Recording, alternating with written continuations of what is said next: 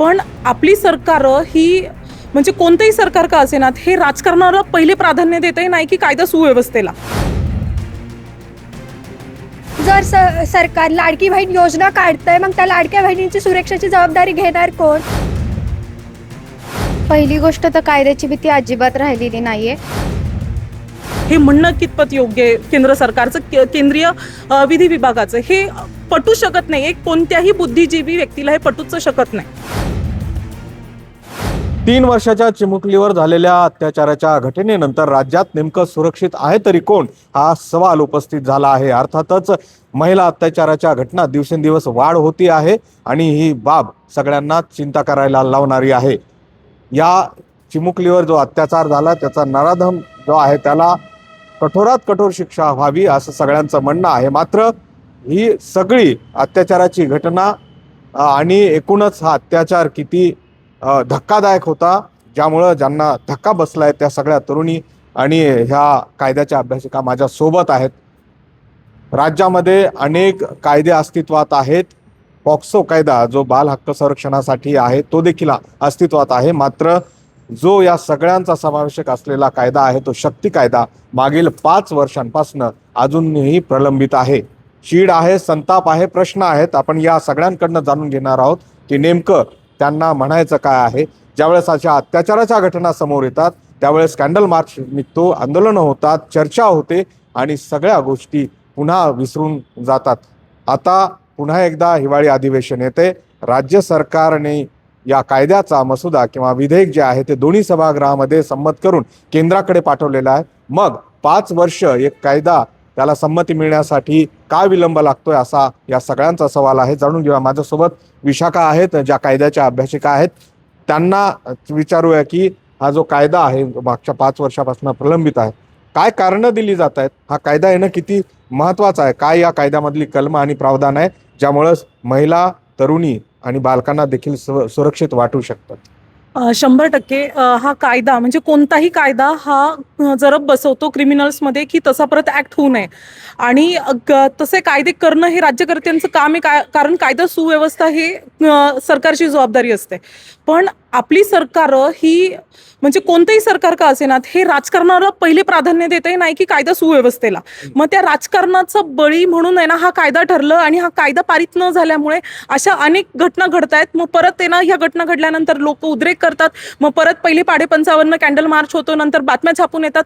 मग हे पहिले 5.55 थांबवायचं असेल तर ह्याच्यामध्ये खूप व्यवस्थित पद्धतीने काम झालं पाहिजे. हा जो केंद्रीय विधी विभागाने हे जे राज्य सरकारकडे हे जे विधेयक परत पाठवलं तर त्याच्यामध्ये अतिशय म्हणजे जी ही कारणं असू शकत नाहीत अशा पद्धतीने आहे की शक्ती हे कायद्याचं नाव असू शकत नाही. 30 दिवस म्हणजे कोणतंही तुम्ही जस्टिस नाही देऊ शकत. तुम्ही एखाद्या न्यायालयावर तुम्ही प्रेशर नाही करू शकत की 30 दिवसामध्येच तुम्ही द्या. म्हणजे जसं justice delayed is justice denied, तसं आहे ना justice hurried is justice buried म्हणलं जातं. मग आहे ना ते 30 दिवसामध्ये केलं तर आहे ना त्याचं इम्पॅक्ट चुकीचा होऊ शकतो. म्हणून त्यांनी ते एक कारण दिलं. त्यानंतर त्यांनी अनेक अशी कारणं दिली की जी पटणारी नाही आहेत. आणि सगळ्यात महत्वाचं तुम्ही महत्वाचं विषय जे कारण सांगितलं होतं की BNS आणि IPC या प्रावधानामध्ये इम्पॅक्ट होईल असंही कारण दिलं गेलं का? काय नेमकं होतं ते कारण असं होतं की IPC म्हणजे शक्ती हा IPC वर आधारित आहे आणि IPCच्या अनुषंगाने म्हणजे एक कायदा बनवताना त्याच्या आधीचे जे अस्तित्वात असलेले कायदे त्याच्या अनुषंगाने ते पुढचे कायदे रचले जातात. आणि मग IPC अस्तित्वात असताना त्याच्या आधारावर शक्ती बनवला होता. म्हणून तो शक्ती जर डिनाय करताना म्हणजे शक्ती हा रद्द करताना परत पाठवताना त्यांनी हे म्हणलंय की आता BNS आहे तर ह्याचं आता ते अनुसरून काही होत नाही त्याला, त्यामुळे हा कायदा त्या पद्धतीनं नाही करता येणार म्हणून त्यांनी तो लिटरली रद्द केला आणि परत पाठवला. फेब्रुवारी 2025 ची गोष्ट आहे. मग ह्याच्यामध्ये प्रॉब्लेम असा होतो की जर BNSचं जर तुम्ही सेक्शन जर सगळे बघितले तर IPCचे रिशफल करून दिलेले आहेत. म्हणजे एखाद दुसऱ्या याच्यामध्ये जे सुप्रीम कोर्टाने जे वर्डिक्ट दिलेले त्याच्यानुसार त्यांनी काही चेंजेस केलेले आहेत. पण ऑलमोस्ट ऑल हे रिशफल केलेले आहेत. मग विषय असा आहे की जर तेच रिशफल केलेले आहेत मग त्याची कम्पॅटिबिलिटी नाही हे म्हणणं कितपत योग्य आहे केंद्र सरकारचं, केंद्रीय विधी विभागाचं हे पटू शकत नाही. एक कोणत्याही बुद्धिजीवी व्यक्तीला हे पटूच शकत नाही. त्यामुळं कायदा विभाग त्याला चॅलेंज यामार्फत दिलंय का असाही प्रश्न उपस्थित होतो. तुम्ही या सगळ्या कायद्याचा अभ्यास करताय, पार्श्वभूमी काय होती या कायद्याची? खरं तर हैदराबादचा जो दिशा कायदा आहे त्यावर तो आणला गेलाय, किंवा निर्भयाचं तुम्ही प्रकरण सांगत होतात. 5 वर्ष लागतायत आणखी याला. हे जे सगळे त्रुटी जरी काढल्या तरी एवढा वेळ लागणं अपेक्षित आहे का? कायदा काय सांगतो? एखादा जर कायदा अस्तित्वात आणायचा, त्याची अंमलबजावणी करायची झाल्यास काय सांगाल? पहिलं तर मी मॅडमनी जे सांगितलं त्याचं एक सारांश सांगते. मॅडमनी जे सांगितलं ते अगदी बरोबर आहे. पहिलं तर 1950 पासून आपल्याकडे जे कायदा चालू होता IPC, CRPC आणि इंडियन एव्हिडन्स ॲक्ट, ते बंद करून आता आपल्याकडे भारतीय न्याय संहिता BNS आणि भारतीय साक्ष अधिनियम हे आलेले आहे 2023 पासून. सरकारचं असं म्हणणं आहे, त्याला कायद्यात 2 शब्द असतात, एक रेट्रोस्पेक्टिव्ह इफेक्ट आणि एक प्रॉस्पेक्टिव्ह इफेक्ट. तर आपल्याकडे जे ही तिन्ही BNS चे सेक्शन्स आलेले आहेत यांना सगळ्यांना प्रॉस्पेक्टिव्ह इफेक्ट आहे. तर हे जे आपली शक्ती कायदा आहे, हे शक्ती कायद्याला प्रॉस्पेक्टिव्ह इफेक्ट देण्यासाठी कुठलीही हरकत नाहीये. दोन्हीही कायदे एकच आहेत, त्यांनी फक्त शफल केलेले आहेत. पण या मुद्द्यासाठी हा कायदा 5 वर्षासाठी अडवून ठेवण्याचं सरकारकडे कुठलाही याचं कारण नाहीये. हा कुठल्याही कारणामुळे तो विलंब होण्याचा हा मेन मुद्दा असू शकत नाही. पण मग कायद्याचा जो एकूण मसुदा आहे त्यावर येऊया आपण. खरं तर पॉक्सो आहे, इतरही BNSचे ऍक्ट आहेत ज्या महिलांना सुरक्षित करतात. शक्ती कायदा आला तर ज्यामध्ये मसुद्यामध्ये सांगितलंय की तुम्ही घरगुती हिंसाचार आहे, बलात्कार, सामूहिक बलात्कार, त्याचबरोबर सगळ्यात महत्त्वाचं म्हणजे ॲसिड हल्ला किंवा त्याही पेक्षा आत्ता जे काही सायबर अटॅक होत आहेत किंवा ज्या पद्धतीनं सोशल मीडियावर स्त्रीचं हनन होतं आहे, चारित्र्यहनन होतं आहे, त्याला सुद्धा आळा घालणारा हा कायदा होता. तर यामध्ये बालसुरक्षा देखील होती का, आणि किती इफेक्ट होईल हा कायदा किंवा याची अंमलबजावणी झाली तर? सर, पहिलं तर आपण जो पहिला ॲक्ट सांगितला आहे तो पॉस्को ॲक्ट हा 18 वर्षापेक्षा कमी असलेल्या पोरांसाठी आहे. वेदर तो मुलगा असो किंवा मुलगी असो, तो आहे लहान बाळांसाठी. जो आपला BNS चे सेक्शन्स आहेत, हे BNS चे सेक्शन हे 18 पेक्षा जास्त लोकांसाठी आहे आणि ते सर्वच. पण महिलांसाठी एक ऍक्ट आपल्याला सध्याला कुठला आहे, आता तुम्ही जसं डोमेस्टिक व्हायलन्स बोलला, डोमेस्टिक व्हायलन्स हा त्या महिलांसाठी आहे ज्यांना घरगुती हिंसाचार व अत्याचार होतो. पण ही जी 3 वर्षाची चिमुकली होती, हिला घरच्यांकडनं कुठलाही डोमेस्टिक व्हायलन्स झालेला नाही, हिला घरगुती हिंसाचार नव्हता. हिला एका बाहेरच्या पुरुषांनी येऊन तिच्यावर अत्याचार केलेला आहे. तर यासाठी या मुलीला न्याय मिळण्यासाठी, महिलांना न्याय मिळण्यासाठी हा शक्ती ऍक्ट खूप महत्वाचा आहे. हा शक्ती ऍक्ट आला तर ह्याच्यात जे हिनियस क्राईम, आता जे तुम्ही म्हटले की ते BNS च्या ऍक्ट मध्ये पण हे सगळे सेक्शन आहे, मान्य आहे, बरोबर आहे. पण ह्या ऍक्ट आता जसं आपण म्हटलं की मोका ऍक्ट जे लावलंय ते, त्यामुळे कमीत कमी 15% जे गुन्हेगार होते ते गुन्हेगारांना त्या मोका ऍक्ट मुळे ते कायद्याची भीती झाली, त्याचे कायद्याचं शासन झालं. त्यामुळे 15% का असेना, 20% का असेना, कमी जरी मात्रा असेल तरी क्राईम कमी झाले आहेत. तसं शक्ती ऍक्ट झालं तर हे सगळे ऍक्ट कमी होतील, कायद्याचा धाक निर्माण होईल असं त्यांना वाटतंय. अर्थातच IPC, इंडियन पिनल कोड, भारतीय दंडविधान संहिता, त्यानंतर जे आलेलं आहे BNS, भारतीय न्याय संहिता, BNSS म्हणजे भारतीय नागरिक सुरक्षा संहिता. खरं तर हे कायद्यामध्ये बदल होत गेले, मात्र शिक्षा जी आहे ती कठोर असणं आवश्यक आहे असंच या सगळ्यांना वाटतंय. या सगळ्यांनी जे आता सांगितलंय, कायद्याचे अभ्यासक आहेत, तू एक सामान्य तरुणी म्हणून या घटनेवर तुला काय संताप व्यक्त करायचा आहे आणि काय चीड वाटते? एकंदरीत हा कायदाही येणं किती गरजेचं आहे असं वाटतंय तुला? नमस्कार. आज आपण बघतो एक बरणी असते त्याच्यामध्ये लोणचं आपण मुरून ठेवतो, तसा शक्ती कायदा हा 2021 मध्ये लागू केलेला आहे. परंतु आजही 2025 चालू झाले, 5 वर्ष झाली हा कायदा येऊन, तरीही हा कायदा काय मुरायला ठेवलेला आहे का शासनाने? ह्याचं उत्तर मला द्या. कारण की आज हा कायदा अगर अंमलात आलेला असता तर हा प्रकार घडलेलाच नसता. कारण की तरुणाला कुठेतरी भीती वाटली असती की अगर आपण हा असे प्रकार केले तर आपल्यावर कुठेतरी कायद्याचा धाक आहे, आपल्याला शिक्षा होऊ शकते. परंतु आज हा कायदा अंमलातच नाहीये, त्यामुळे काहीच भीती निर्माण झालेली नाहीये. आणि मला असं वाटतं जेवढा तरुण ह्या सगळ्या गोष्टीसाठी जबाबदार आहे त्याच्यापेक्षा जास्त शासन त्या जबाबदारीसाठी, तरुण म्हणजे तुला म्हणायचं की तो आरोपी जेवढा आरोपी जो जबाबदार आहे त्याच्यापेक्षा जास्त शासन हे जबाबदार आहे.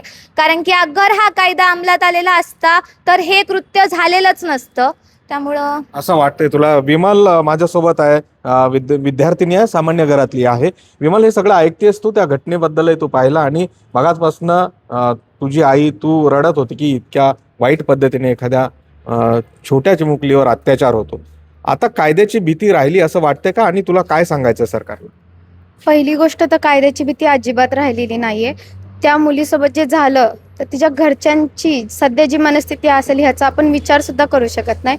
माझ्या माहितीनुसार पूर्ण भारतात ऑल इंडियामध्ये एका दिवसात 15,500 पेक्षा जास्त रेप केसेस होतात. आणि जर आज आपल्याकडे कठोर न्याय असता, आपल्याकडे जर कठोर नियम काढले असते या सर्व गुन्हेगारांसाठी, तर मला नाही वाटत आज एवढी संख्या वाढली असती. ही संख्या जर कमी करायची असेल तर शासनाकडे अजून सुद्धा वेळ आहे, अजून सुद्धा वेळ गेलेली नाही. ते अजून सुद्धा शक्ती न्याय हा आणू शकतात आणि हे सगळ्यांना आळा घालू शकतात. असं तुला असं विश्वास वाटते? खरं तर एवढ्या मोठ्या प्रमाणामध्ये जर घटना घडत असतील तर शासनाचा जो नारा आहे बेटी बचाव बेटी पढाव, तर मग या नाऱ्याला अर्थ उरतो का, असा सवाल हे तरुणी विचारतायत. घटनेबद्दल तू ऐकलंय आणि एकंदरीत त्याला विलंब होतोय कायदा येण्यासाठी, तर मग आता चीड काय आहे तुझी? मला ही घटना कळलेली आहे आणि विलंब का होतोय मला हेच समजत नाहीये. जर दुसरी कुठली गोष्ट असती सरकारने लगेच उचलून धरली असती, बट एका चिमुकलीचा जीव गेलाय. आणि जर सरकार लाडकी बहीण योजना काढतंय, मग त्या लाडक्या बहिणींची सुरक्षेची जबाबदारी घेणार कोण, हा माझा एक खूप मोठा प्रश्न आहे.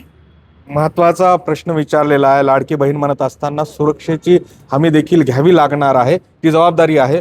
वैष्णवी, काय असं वाटतंय तुला की ज्या पद्धतीनं कायदा अस्तित्वात येण्यासाठी अंमलबजावणी होण्यासाठी विलंब होतोय, किती काळ लागेल आणि असं जर चालणार असेल तर तुम्हा तरुणींमध्ये आदर राहणार आहे का? काय वाटतंय? हा एकमेव असा ॲक्ट आहे जो स्ट्रिक्टली महिलांसाठी आहे.